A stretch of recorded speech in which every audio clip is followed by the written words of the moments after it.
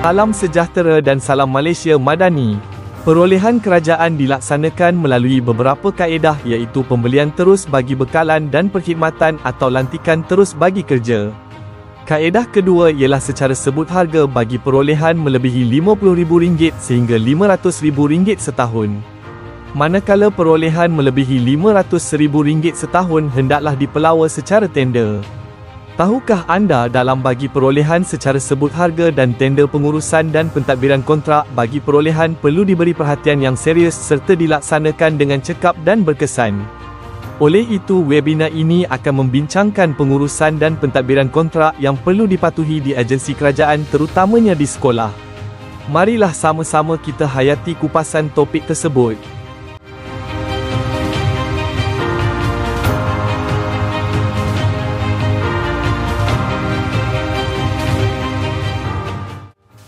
Bismillahirrahmanirrahim.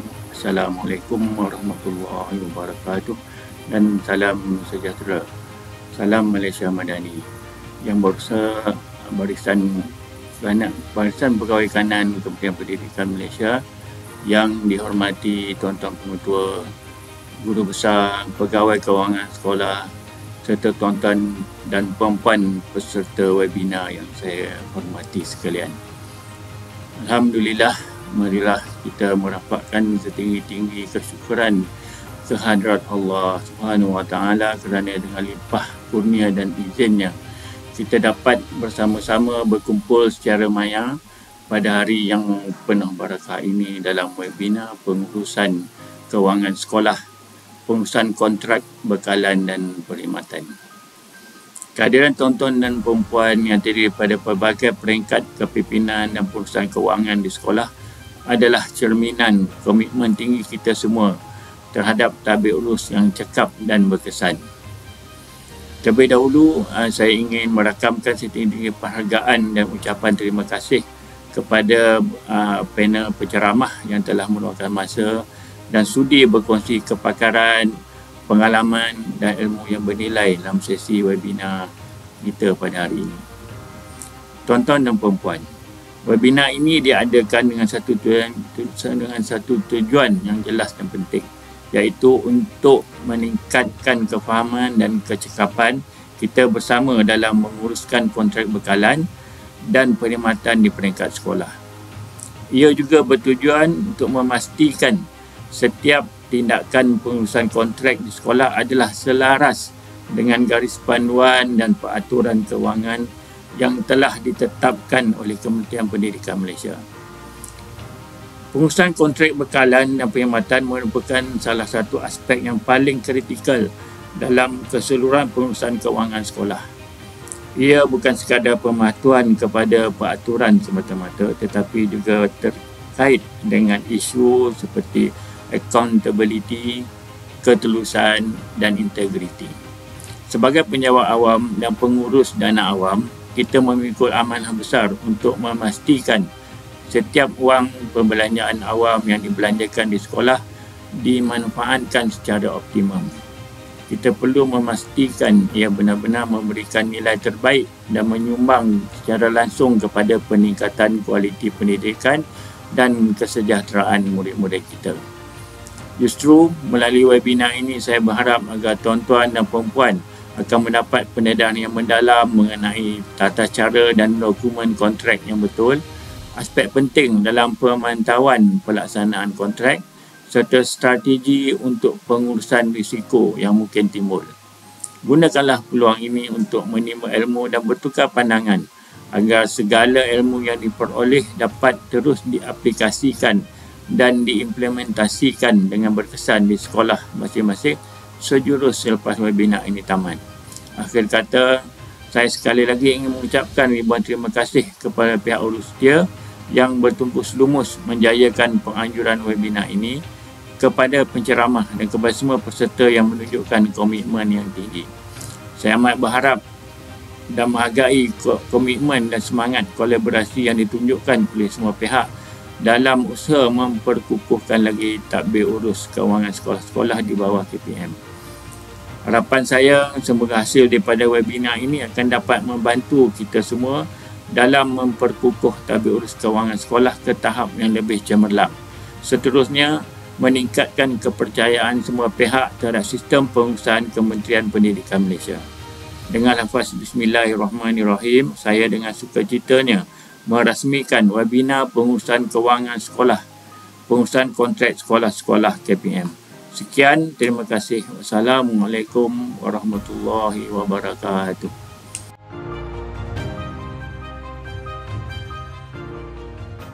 Assalamualaikum, salam sejahtera dan salam Malaysia Madani. Yang berusaha doktor, tuan-puan, warga Institut Aminuddin Baki dan para penonton dalam talian yang dihormati.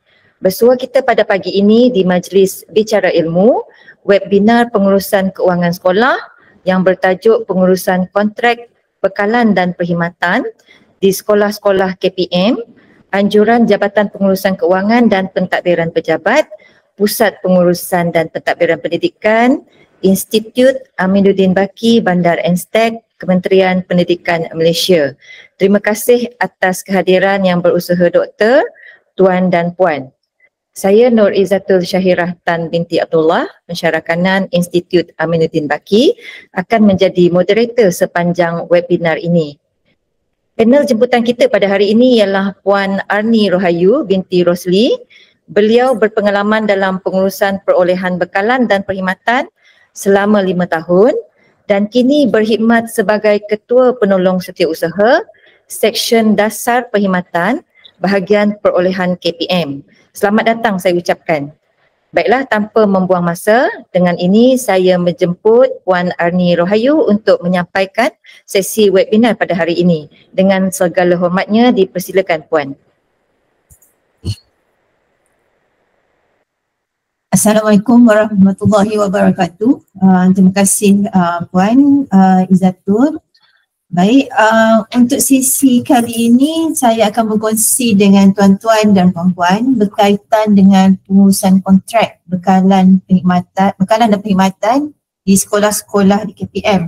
Saya harap sesi ini dapat meningkatkan kefahaman dan kemahiran tuan-puan dalam pengurusan kontrak di sekolah, supaya semua urusan perolehan dapat dilaksanakan mengikut tata kelola yang ditetapkan dan mematuhi peraturan kewangan serta terus dan beraccountability Jadi sebagai pentadbir kontrak, pentadbir premis di sekolah, tuan-puan adalah dipohonlah untuk mengambil perhatian tindakan-tindakan yang perlu diambil selaku pengetua ataupun guru besar di mana dalam bidang kuasa tuan-puan untuk melaksanakan urusan perolehan. Baik, sebelum daripada saya teruskan, saya ingin ingatkan tuan-tuan dan puan-puan berkaitan dengan punca kuasa tuan-puan dalam melaksanakan urusan perolehan ini. Tuan-puan wajar tahulah punca kuasa kita sebagai penjawat awam. Untuk melaksanakan urusan perolehan, kita tertakluk kepada Seksyen 61 Akta Tata Cara Keuangan 1957, Seksyen 5 Akta Perwakilan Kuasa 1956 iaitu Akta 358, Akta Kontrak Kerajaan 1949, Akta 120. Ini adalah di mana semua kontrak yang dibuat di Malaysia ini bagi pihak kerajaan Malaysia hendaklah dibuat atas nama kerajaan Malaysia dan ditandatangan oleh menteri atau mana-mana pegawai awam yang diberi kuasa dan dengan sewajarnya secara bertulis oleh menteri.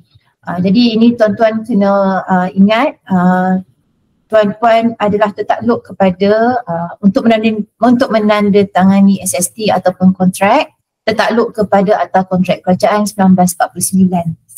Punca kuasa keempat, ini adalah Akta Kontrak Kerajaan yang tuan-puan boleh rujuk di mana berdasarkan kepada jawatan tuan-puan,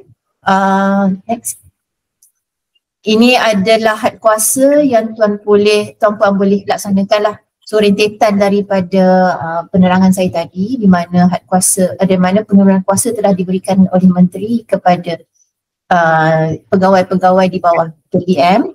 Jadi tuan-puan kena melihatlah di mana jawatan tuan-tuan dan puan-puan dan laksanakan mengikut had nilai yang ditetapkan.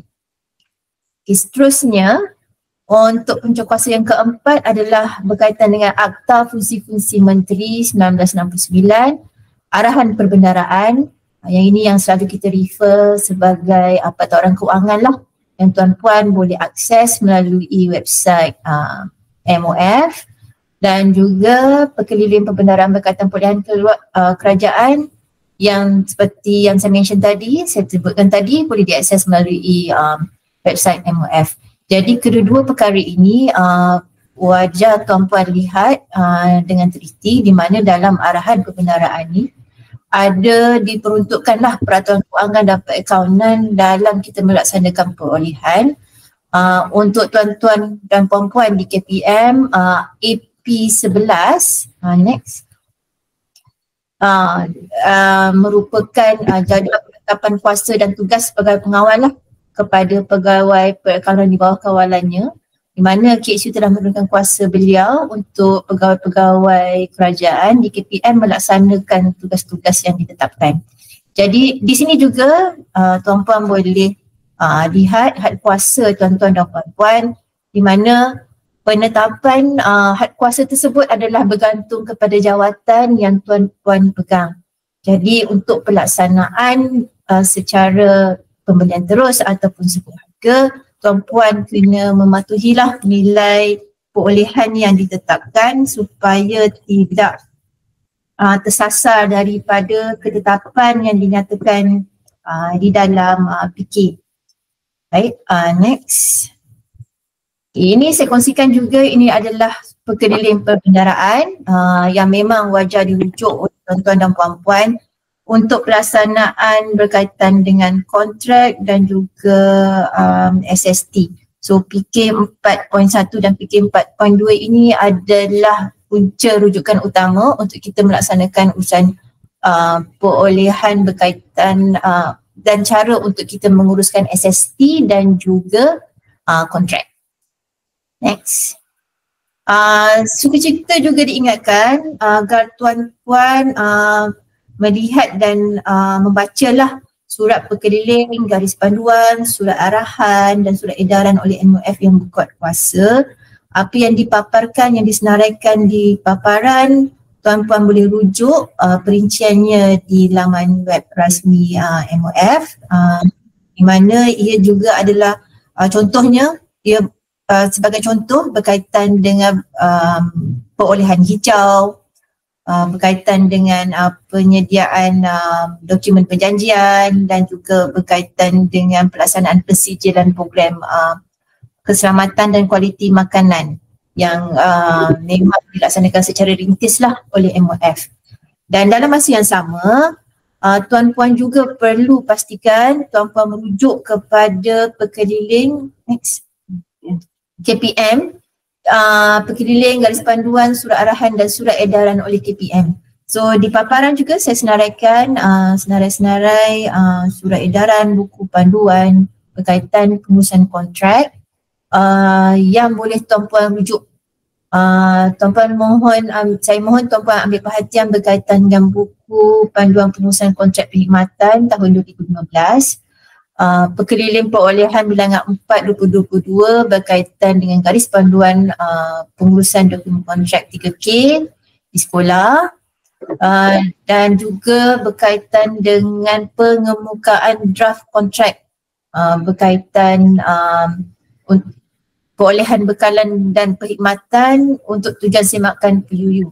Jadi ini adalah proses-proses dalaman, kawalan dalaman yang ditetapkan oleh KPM, di mana tuan-puan sebagai yang melaksanakan urusan tersebut di peringkat sekolah diharap dapat laksanakanlah mengikut tata cara dan proses yang telah ditetapkan. Jadi di sini, di paparan ini memang tuan-puan boleh dapatkan salinan di website KPM, dan juga edaran berkaitan perkara surat-surat edaran tersebut juga kita edarkan kepada JPN, di mana JPN akan edarkan kepada tuan-puan melalui PPD. Baik, next. Seterusnya untuk berkaitan apa itu kontrak, tuan-puan wajar ingatlah bahawa kontrak itu hanya akan dilaksanakan setelah kita mengeluarkan pesanan kerajaan atau setelah kita mengeluarkan surat setuju terima, iaitu SST. Jadi apa itu kontrak? Ia adalah perjanjian rasmi yang mengikat antara pihak sekolah ataupun wakil kerajaan lah dengan kontraktor ataupun pembekal ataupun penyedia perkhidmatan. So ini adalah kontrak ni adalah dokumen sah yang menetapkan hak, obligasi dan tanggungjawab kedua-dua belah pihak lah. Di mana antara contoh perolehan yang memerlukan kontrak adalah bekalan ICT ataupun UTEX ataupun perkhidmatan 3K. Perkhidmatan 3K ni perkhidmatan keselamatan, kebersihan dan juga bekalan makanan bermasak lah di sekolah tuan-tuan dan puan-puan. Seperti mana yang saya mention sebelum ini, saya nyatakan sebelum ini, terdapat keperluan lah untuk tuan-puan mengemukakan draft kontrak untuk disemak oleh pejabat undang-undang sebelum ditandatangan oleh pihak kerajaan atau sebelum ditandatangan oleh pihak kerajaan dan pembekal ataupun penyedia perkhidmatan. Jadi dokumen kontrak ini perlu dikemukakan sekiranya lah ada pindaan-pindaan yang major yang memerlukan penelitian khas oleh PUU untuk dibuat pindaan ataupun ditambah baik. Saya nak berkongsi di sini bahawa bahagian perolehan BPL ada menyediakan draft kontrak perkhidmatan 3K. Perkhidmatan mesin pencetak, penapis air dan kita juga dalam proses untuk menyediakan template dokumen-dokumen perjanjian lain yang sering diguna pakai oleh tuan-tuan dan puan-puan.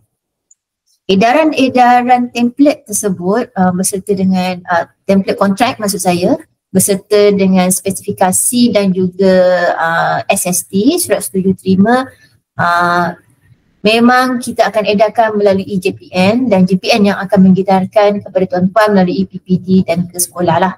Jadi sekiranya tuan-puan melaksanakan perolehan sebuah harga, contohnya bagi kawalan keselamatan, jadi tuan-puan boleh rujuklah kepada skop dan spesifikasi yang telah diedarkan oleh pihak PPL berserta dengan draft SST dan juga draft dokumen perjanjian.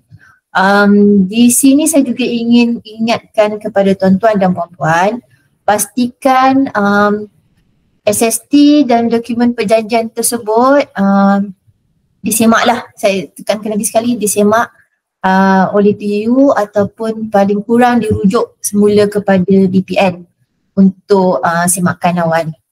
Baik, next, saya ingin ingatkan juga kepada tuan-tuan bahawa dalam kita mewujudkan ikatan kontrak, kita kena pastikan ada 6 elemen yang perlu kita patuhi. Jadi 6 elemen ini memang telah diperjelaskan di dalam PK 4.2. PK 4.2 ni memang menjadi rujukan utamalah kita sebagai pegawai yang melaksanakan urusan perolehan. Jadi kena pastikanlah dalam kita menyediakan draft kontrak, sekiranya perlu itu kena ada 6 elemen iaitu tawaran, penerimaan, balasan, niat, ketentuan dan keupayaan. Jadi perkara-perkara ini memang telah diperjelaskan dengan perinci di dalam PK 4.2 dan keboleh laksanaan kontrak itu memang bergantung kepada kita lah untuk kita menetapkan elemen-elemen tersebut ke dalam kontrak yang ingin kita meterai dengan pembekal. Okay, next. Okay, berkaitan dengan tempoh tanda tangan dokumen kontrak selepas SST dikeluarkan, saya tahu tuan-puan sedia maklum lah dalam melaksanakan urusan perolehan kita ada proses di mana kita perlu membuat iklan, kita perlu sediakan spesifikasi, kita perlu buat penilaian dan kita perlu kita perlu mendapat kelulusan pihak berkuasa melulus untuk kita sebelum kita keluarkan surat setuju terima kepada pembekal yang berjaya.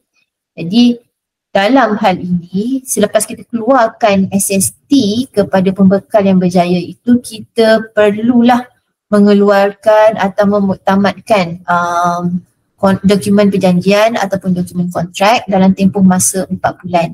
So dalam penetapan ini telah diperjelaskan macam saya jelaskan tadi secara spesifik di dalam PK 42 dan hendaklah dipatuhi sepenuhnya.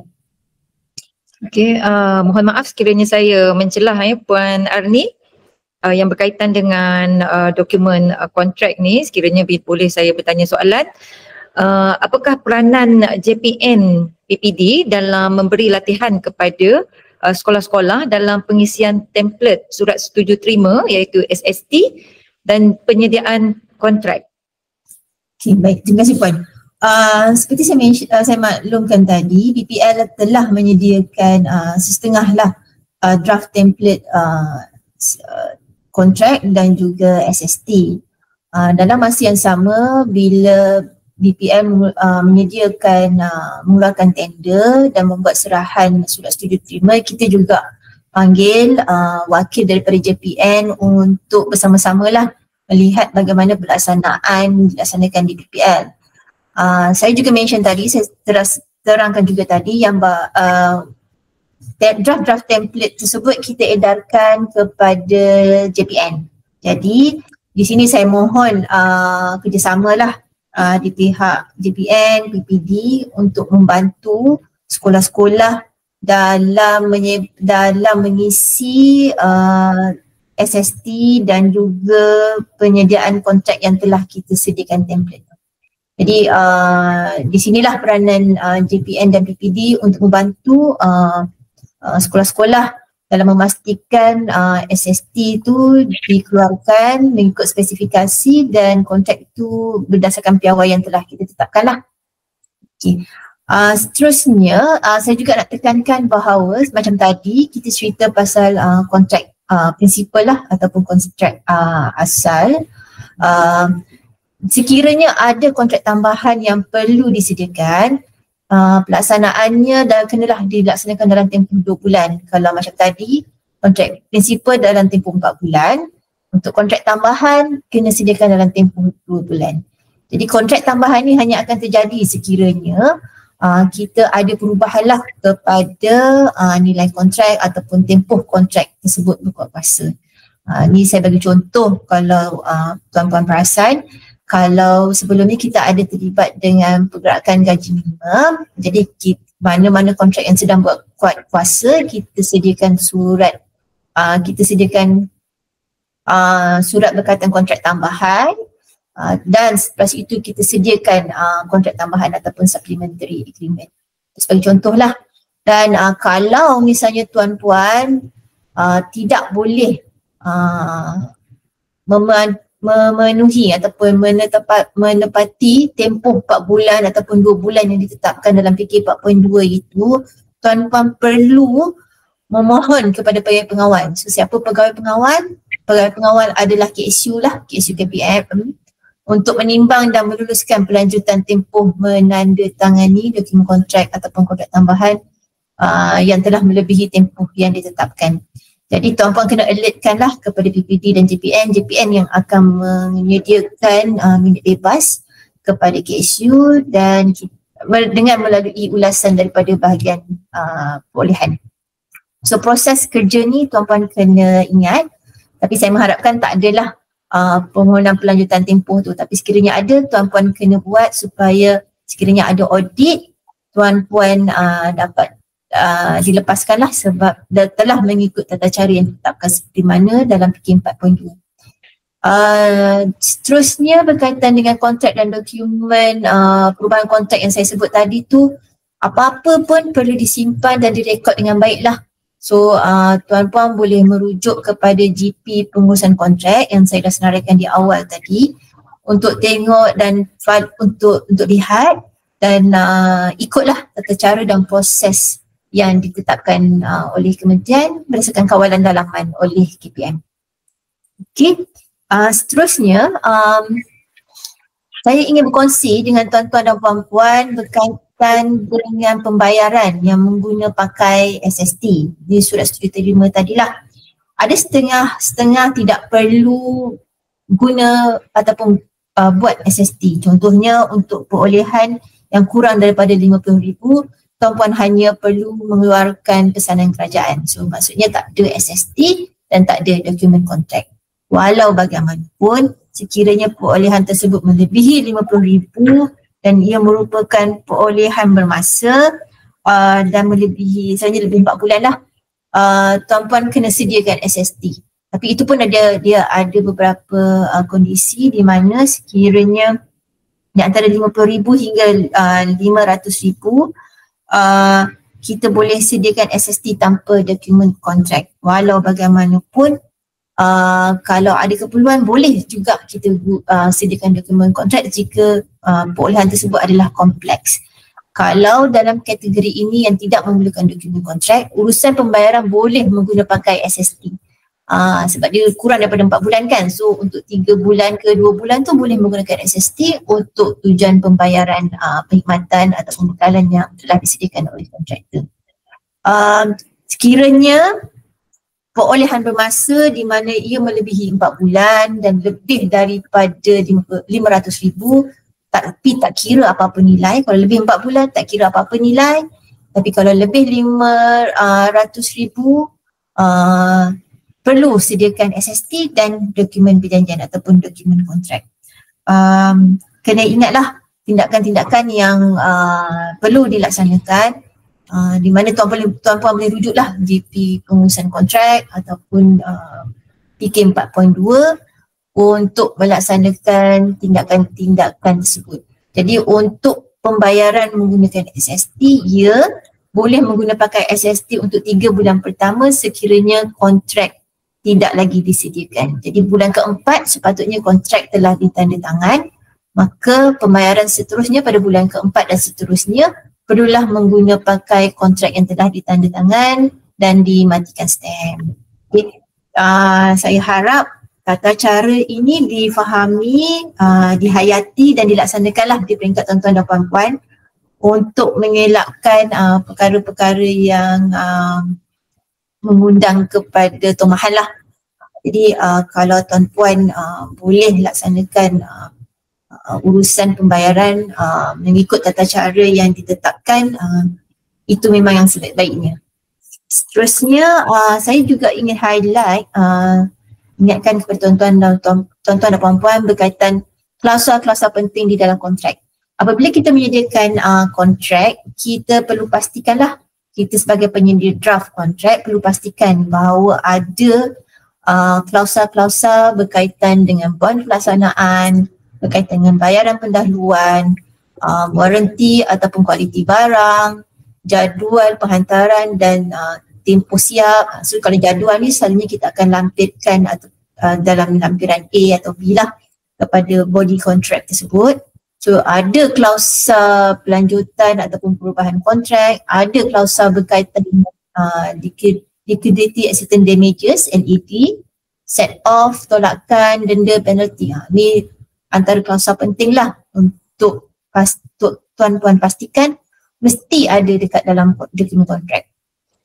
Dan klausul lain adalah berkaitan dengan penamatan kontrak dan lain-lain klausul yang ditetapkan oleh pejabat undang-undang lah. Penetapan klausul-klausul ini, saya highlight lagi sekali, memang telah ada di dalam PK 4.2. Kita hanya perlu urus mengikut tata cara yang ditetapkan oleh MOF dan juga mengikut tata cara ataupun kawalan dalaman oleh KPM. Okay, next. Macam tadi saya ada sebut yang dalam klausul tu, dalam klausul kontrak tu ada berkaitan dengan pelaksanaan. Tuan-puan kena ingat, setiap daripada SST yang kita keluarkan tersebut pun perlu ada para yang menyatakan berkaitan dengan bond pelaksanaan. Dalam SST ada, dalam kontrak pun ada. So bond pelaksanaan ni penting. Kenapa? Sebab dia sebahagian daripada jaminan yang membolehkan kalau tindakan pembekalan tidak dilaksanakan oleh kontraktor, pihak kerajaan boleh membuat tolakan terhadap bond pelaksanaan tersebut. Jadi ia merupakan satu sandaran lah yang dipegang oleh kerajaan sebagai jaminan untuk memastikan kontraktor mematuhi dan melaksanakan obligasi yang telah ditetapkan. kesilapan pengiraan untuk bond pelaksanaan ini kita kira berdasarkan nilai kontrak 1 tahun. Sama ada dia jadi 2.5% ataupun 5%. Di peringkat tuan-tuan dan puan-puan sekiranya melaksanakan sebuah harga selalunya memang 2.5% lah. Sebab dia takkan lebih daripada 500,000 setahun. Jadi penggunaan 2.5 ataupun 5% ni pun sekiranya tuan-puan menggunakan EP, perkara ni memang dah ada dalam medan yang ditetapkan. So sepatutnya tak salah. Dan pengiraan tu pun telah dilaksanakan oleh EP, just diletakkan di dalam SST dengan betul lah, tempat yang betul. Peringatan juga berkaitan dengan bond pelaksanaan. Apabila tuan-puan melaksanakan sebuah harga, bila kita terima bond pelaksanaan tu, tuan-puan kena pastikanlah ingatkan anak buah berkaitan dengan sah laku jaminan bond pelaksanaan yang dikemukakan oleh kontraktor. Dia haruslah tamat 12 bulan selepas tarikh tamat kontrak. Jadi sekiranya kontrak tuan-puan sebuah harga tu berkaitan dengan kebersihan, contoh untuk 2 tahun, untuk 1 Januari 2025 sehingga 31 Disember 2027, maka tempoh sah laku jaminan bagi bond pelaksanaan untuk kontrak tersebut harus tamat pada 31 Disember 2028. So 1 tahun selepas tamatnya tempoh kontrak. So perkara ni perkara berkaitan dengan bond pelaksanaan, perincian macam mana nak semak telah ada, tuan-puan boleh rujuk dalam PK 4.2 dan juga dalam garis panduan dalaman yang ditetapkan oleh BPL. Next. Sebelum tu Puan, sebut pasal bond pelaksanaan tadi. Saya nak tanya apakah maksud rampasan bond pelaksanaan dan dalam keadaan apa rampasan ini boleh dibuat? Okey. Bond pelaksanaan ni kita boleh laksanakan sekiranya ada obligasi-obligasi ataupun terma dan syarat tidak dipatuhi oleh kontraktor lah. Sebagai contoh, sekiranya ada syarikat yang culas dalam membayar gaji dan juga caruman KWSP pekerja dia. Walaupun kerajaan berkontrak dengan syarikat, tetapi dalam masa yang sama kita ada Jabatan Tenaga Kerja yang hantar notis untuk syarikat membayar caruman KWSP yang tertunggak sebagai contoh kepada kementerian ataupun kepada sekolah ataupun kepada PPD. Jadi dengan notis daripada JTK tersebut, kita boleh guna bond pelaksanaan kita lah untuk membayar notis yang dikeluarkan oleh JTK tersebut. So kalau di peringkat sekolah kena maklumkanlah kepada PPD dan JPN, sebab PPD dan JPN yang akan uruskan rampasan bond tersebut. Dan sekiranya nilai kontrak itu lebih daripada 5 juta, permohonan untuk rampasan tersebut akan dihantar kepada kementerian lah untuk tindakan. Jadi prosesnya di peringkat tuan-puan, di peringkat sekolah adalah apa-apa obligasi yang tidak disempurnakan oleh syarikat. Contohnya, contoh lain adalah jika ada aset-aset yang rosak yang perlu sebenarnya syarikat ganti tapi tidak diganti. So itu juga boleh dikemukakan kepada PPD atau JPN untuk kita tolak daripada bond pelaksanaan. Walau bagaimanapun semua permohonan tersebut perlulah disertakan dengan bukti dokumen bertulis lah. Kita tak boleh hantar tanpa pembuktian, sebab untuk melaksanakan rampasan secara total ataupun sebahagian kita kena ada bukti-bukti yang kukuh untuk mengelakkan daripada syarikat nanti saman kita balik sebab kita telah mengambil ataupun menolak daripada dia punya bond pelaksanaan secara tidak teratur. Okey, Saya harap tuan-puan jelas dengan penjelasan tadi, sebab itu antara perkara-perkara yang kerap dibangkitkanlah kepada kami di PPL. So mohon perhatian tuan-tuan dan puan-puan lah. Seterusnya berkaitan dengan denda, tolakan dan set off. Ini pun perkara yang tuan-puan selaku pentadbir premis, pentadbir kontrak di PPD ataupun JPN perlu ambil perhatian, di mana denda, tolakan atau set off ini adalah jika kontraktor tidak melaksanakan obligasi yang ditetapkan seperti apa yang telah dipersetujui dalam SST dan kontrak. Jadi kena rujuk adakah pelanggaran tersebut boleh dikenakan denda ataupun tolakan ataupun set off. So apabila nak kenakan denda, tolakan ataupun set off, kena rujuk juga balik kepada klausa yang dikena pakai di dalam kontrak, sebab kita tak nak salah rujuk. Contohnya kalau untuk PKK, kita kena melaksanakan tolakan sekiranya pengawal keselamatan tidak membuat clocking. Itu contoh. Tapi untuk denda pula kepada KBK lah, sekiranya dia tidak memotong rumput. So tuan-puan kena rujuk kepada borang pengesahan perkhidmatan setiap bulan yang tuan-puan tandakan mengesahkan perkhidmatan yang diterima. Daripada situ kita boleh tengoklah, kita boleh lihat apa yang perlu didenda, apa yang perlu ditolak mengikut jenis-jenis perkhidmatan ataupun bekalan yang kita terima. Okay. Seterusnya berkaitan dengan liquidated and ascertained damages, LAD. Jadi contoh berkaitan dengan LAD ni adalah berkaitan dengan kontrak bekalan dan perkhidmatan ICT. Saya boleh bagi contoh. So sekiranya ada kegagalan di situ dan telah dinyatakan dengan jelas di dalam kontrak, so maka kita bolehlah buat LAD kepada syarikat. Walau bagaimanapun untuk tindakan ataupun urusan berkaitan denda, tolakan, set off, liquidity, LAD ini, tuan-puan kena pastikan dokumen adalah mencukupi, sebab sekiranya ditanya ataupun kita diminta beri penjelasan oleh syarikat, kita ada dokumen pembuktian yang menunjukkan bahawa contohnya kerja-kerja tersebut tidak dilaksanakan oleh syarikat. Jadi pembuktian itu penting untuk tuan-puan dokumentasikan, pastikan didokumentasikan secara teratur di dalam fail. Medium yang digunakan contohnya grup WhatsApp ke ataupun email ke perlu dicetak dan difailkan dengan teliti.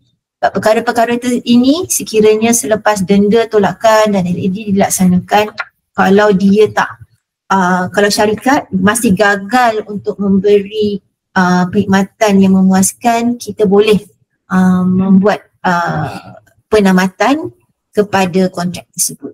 Jadi ada proses-proses lain pula yang boleh kita susul sekiranya kita telah melaksanakan proses denda tadi.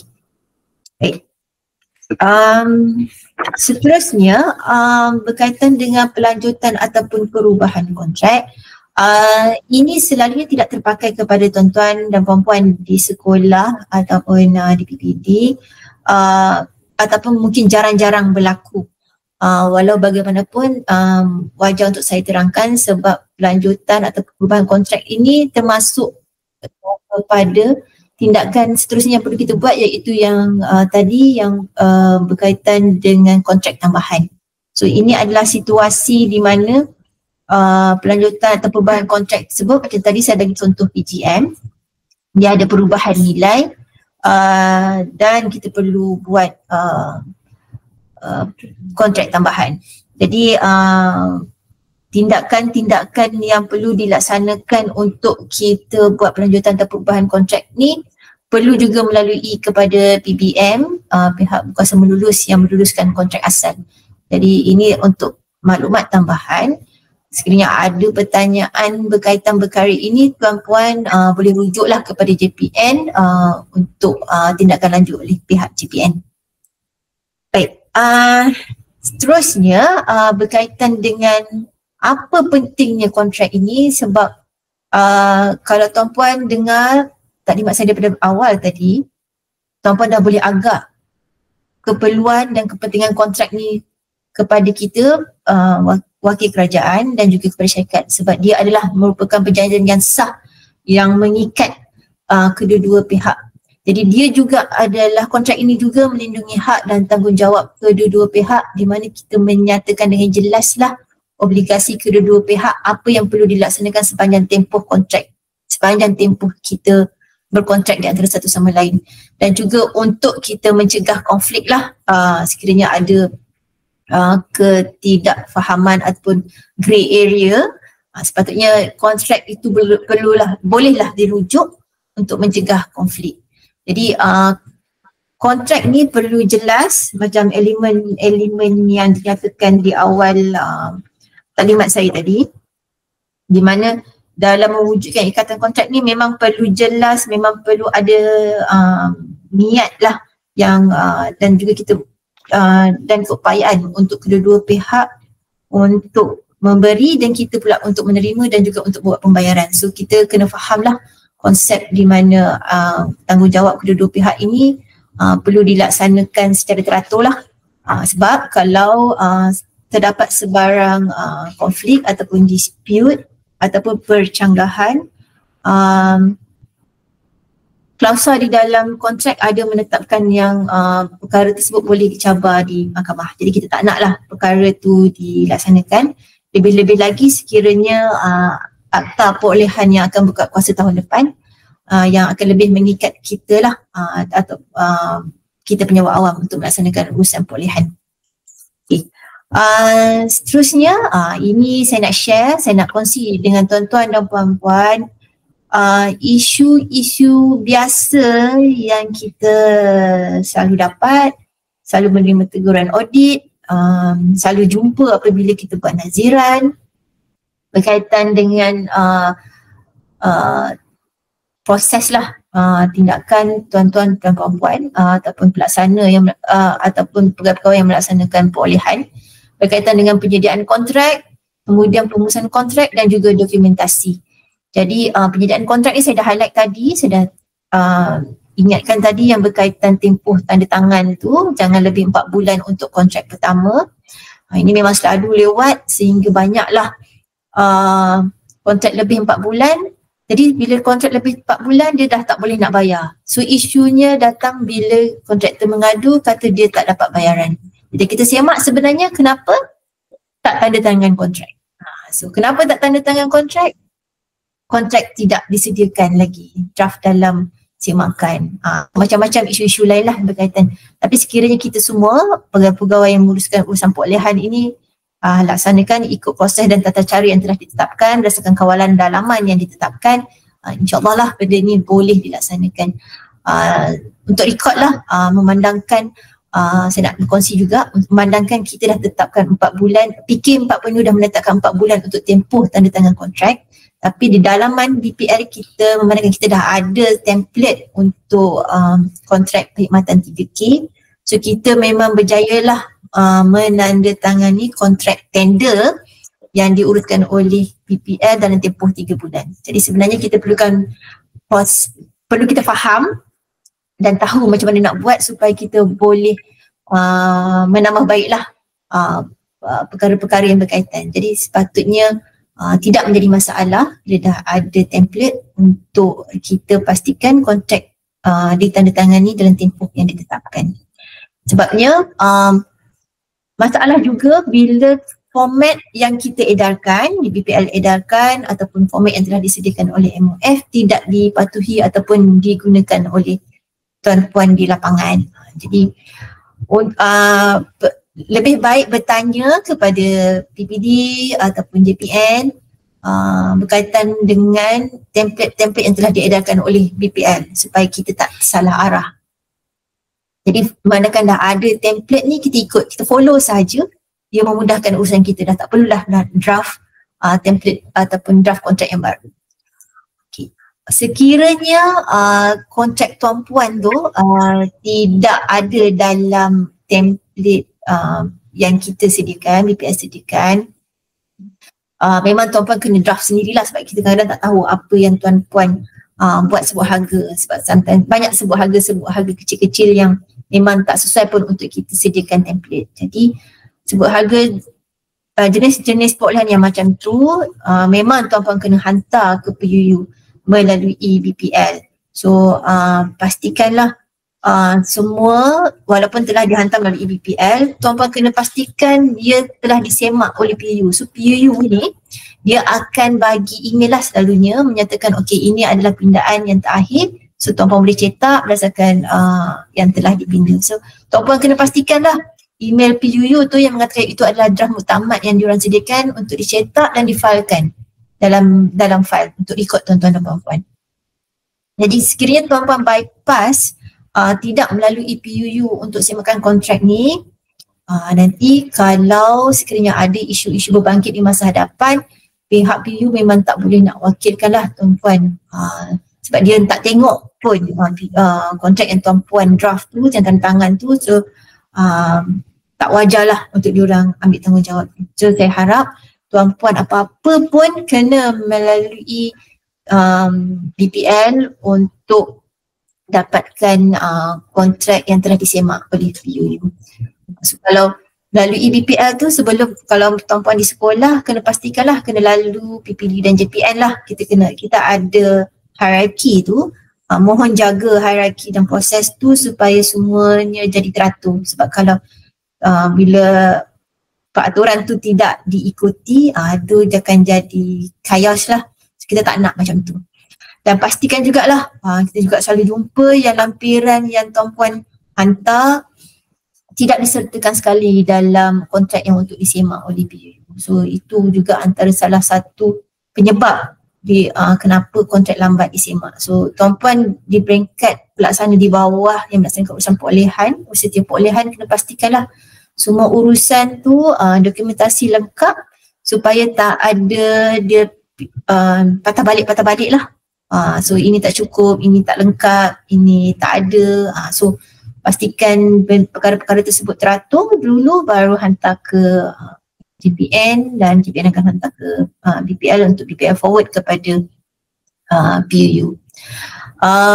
Isu lain yang sering kita hadapi berkaitan dengan urusan pengurusan perolehan ni adalah kita semua tidak membaca atau tidak memahami dengan jelaslah kandungan SST ataupun kontrak. Jadi saya mohon tuan-puan ambil masa dan fahamkanlah SST ataupun kontrak yang tuan-puan tanda tangani tu. Tuan-puan perlu ingat ya, setiap kontrak ataupun SST yang tuan-puan tanda tangan tadi adalah berdasarkan grade dan jawatan yang tuan-puan pegang, berdasarkan juga kepada punca kuasa yang saya terangkan di awal taklimat tadi. Jadi sekiranya tuan-puan gagal mematuhi tata cara yang ditetapkan tu, tuan-puan nanti bolehlah dikenakan tindakan. Jadi kita tak nak perkara ni berlaku. Jadi mohonlah ikut proses dan tata cara yang ditetapkan. Okay. Dan kalau sekiranya setiap bulan tuan-puan juga diberi amanah, diberi tanggungjawab untuk memastikan perkhidmatan dilaksanakan setiap bulan. Jadi tuan-puan kena sign, kena tanda tangan borang pengesahan perkhidmatan. Jadi borang pengesahan perkhidmatan tu pun kena pastikanlah due diligence dilaksanakan, semak silang dibuat, pastikan perkara yang perlu didenda, yang perlu dibuat pemotongan dipotong supaya perkara tersebut kalau kita buat naziran macam saya sebut tadi, mana-mana pihak lah buat naziran tak sangkut lah nanti dengan naziran ataupun auditan tersebut, sebab dia akan memberi kesan kepada kita yang menguruskan perolehan tersebut. Saya harap tuan-puan berhati-hatilah sambil-sambil beringatlah amanah yang diberikan oleh kerajaan. Okay. Berkaitan dengan dokumentasi, saya rasa saya dah sebut sepanjang daripada tempoh taklimat. Perlunya ada dokumentasi bertulis dan difailkan. So daftar kontrak kalau tak ada, tuan-puan wujudkan. Kalau ada, kena sentiasa selenggara. Kena pastikan fail teratur. Dan isu-isu ni semua boleh kita hadapi bersama. Kita takkan buat lagi dah perkara-perkara yang melanggar peraturan ni sekiranya kita faham dan jelas apa yang perlu kita laksanakan berdasarkan kepada jawatan yang kita sandang. Baik, seterusnya sebelum tu Puan, mohon maaf Puan. Berkaitan dengan isu-isu ini tadi, sekiranya ada isu pelanggaran kontrak, contohnya pengawal keselamatan ada pengaruh dadah, apakah tindakan yang perlu diambil oleh pihak sekolah? Okey, berbalik kepada borang pengesahan perkhidmatan yang saya sebut sebelum ni, di situ memang kita nyatakanlah keperluan yang setiap pengawal keselamatan perlu bebas dadah. Jadi bila dia di bawah pengaruh dadah, tuan-puan tahu, maksudnya dia telah melanggar kepada terma dan syarat kontrak. Macam mana tuan-puan tahu? Maksudnya mungkin ada report. So dengan dokumentasi tersebutlah tuan-puan kena panjangkanlah kepada pentadbir kontrak. Kalau di sekolah kena panjangkan kepada PPD ataupun JPN untuk PPD dan JPN ambil tindakan. Tindakan ini sebab mungkin dia hanya, kalau contohnya PKK itu dia dalam satu zon kita ada 7 atau 10 buah sekolah, mungkin satu buah sekolah je yang terlibat. Jadi tindakan tersebut perlu diambil jugalah. Denda perlu dalam hal dadah ni dia tidak boleh didenda sebab dia adalah ketidakpatuhan kepada terma dan syarat kontrak.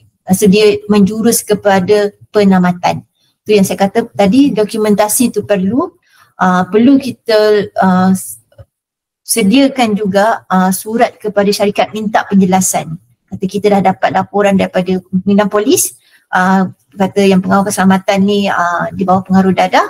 So kita minta kita minta syarikat jelaskan dan kita bagi peluang kepada syarikat untuk jelaskan. So kemungkinan dia akan ambil tindakan dengan menukar pegawai pengawal keselamatan tersebut. So itu tindakan yang tuan-puan kena aware lah. Maksudnya bila dah hantar surat, kena pastikan pengawal keselamatan tersebut tidak lagi lah laksanakan tugas di sekolah tuan-puan ataupun di tempat-tempat lain, di premis sekolah-sekolah lain lah. Jadi kalau tindakan seterusnya bila dah diberi surat amaran ataupun teguran, macam saya sebut tadi, kita boleh melaksanakan penamatan tetapi masih tertakluk kepada proses dan tata cara yang telah kita gariskan lah dalam garis panduan dalaman yang kita tetapkan. Itu saya harap itu jelas lah ya. Cuma saya nak tambah juga, kalau misalnya pelanggaran melibat yang membolehkan kita denda atau kita buat tolakan, itu perlu dilaksanakan juga mengikut tata cara yang ditetapkan. So kalau denda tolakan, contohnya tidak clocking, pengawal keselamatan tak clocking, so kita denda dia. Kita buat tolakan kepada syarikat. So tolakan tu akan dibuat di akhir bulan di dalam borang pengesahan perkhidmatan. So di sinilah tindakan tuan-tuan dan puan-puan untuk memastikanlah tolakan telah dilaksanakan dan pihak PPD ataupun JPN nanti akan menyelaras padatlah tolakan tersebut di pihak syarikat sebelum kita buat pembayaran bulanan. So prosesnya berbeza mengikut situasi.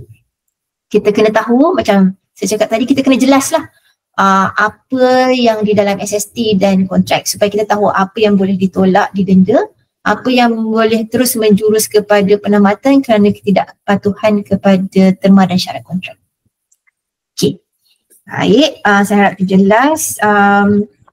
Seterusnya, slide terakhir saya nak highlight, saya nak share dengan tuan-tuan dan puan-puan berkaitan kesalahan utamalah dalam pengurusan perolehan. Ini adalah 7 kesalahan utama dalam perolehan awam yang dikesan oleh SPRM. Ketujuh-tujuh ini kita dah tahu pun. Cuma kita sendirilah sebagai pegawai yang melaksanakan urusan perolehan perlu memastikan benda itu tidak dilakukan oleh kita ataupun rakan-rakan kita yang lain. Jadi kita tidak bolehlah melaksanakan perolehan pada harga yang tidak munasabah. So inilah di mana perlunya ada quotation.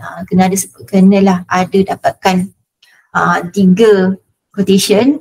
Contohnya lah untuk buat sebuah harga daripada syarikat-syarikat yang layak. Okay. So Pembekalan tidak mengikut spesifikasi.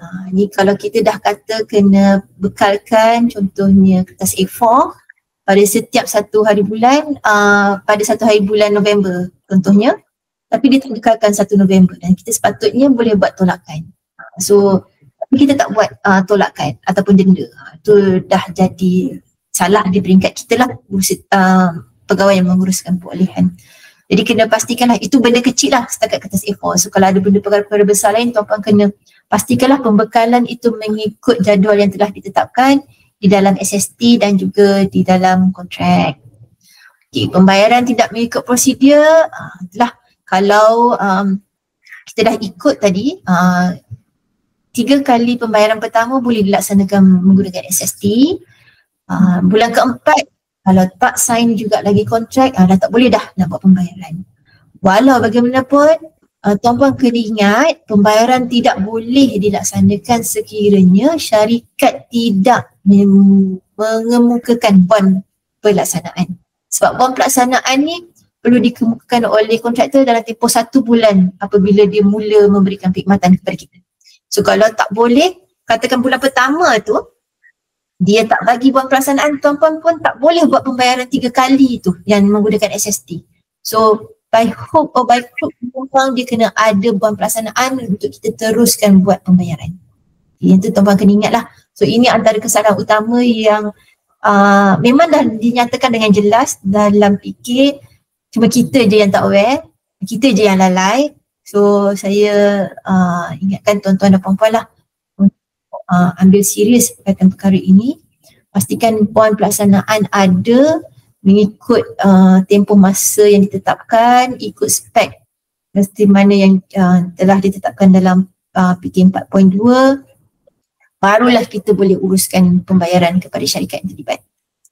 Okey, yang keempat berkaitan dengan penggunaan orang tengah dalam urusan perolehan, ni kita kena elakkan lah. Sepatutnya tak berlaku sebab kita semua dah menggunakan EP, ada had-had nilai yang tertentu. Jadi tuan-puan kena pastikanlah, ingat bahawa urusan perolehan kebanyakannya semuanya 80% dilaksanakan menggunakan EP. Cuma ada setengah-setengah menggunakan duit sekolah, tu lain lah yang menggunakan manual lagi, ada yang menggunakan manual. Walau bagaimanapun untuk bekalan dan perkhidmatan kebanyakannya dah menggunakan EP apabila dia mencapai had nilai yang tertentu. So tuan-puan kena ingatlah benda ni. Berkaitan dengan perolehan secara pecah kecil, yang ini pun tolong ambil maklum, pastikan tidak dilakukan oleh tuan-tuan dan puan-puan lah. 6 dan 7 tu peringatan bersama, peringatan mesra, tapi kena ingat, kena semat di hati lah, jangan buat, jangan terima. Dan skrin nombor 7 tu ada campur tangan, tuan-puan kena adukanlah kepada SPRM. Jadi itu saja daripada saya berkaitan dengan pengurusan kontrak bekalan dan perkhidmatan di sekolah-sekolah di KPM. Terima kasih Puan. Okay, Alhamdulillah, terima kasih Puan Arni atas penerangan yang panjang lebar kaitan dengan pengurusan kontrak bekalan dan perkhidmatan. Semoga dapat memberi manfaat lah, terutamanya kepada kumpulan pengurusan dan juga pentadbiran sekolah. Okey, jadi akhir kata daripada saya, sekali lagi saya ingin merakamkan setinggi-tinggi penghargaan kepada Puan Arni Rahayu atas kesudian untuk menyampaikan sesi webinar ini. Okey, insya-Allah semoga kita bertemu lagi dalam sesi bicara ilmu yang lain, insya-Allah. Okey, terima kasih Puan Arni.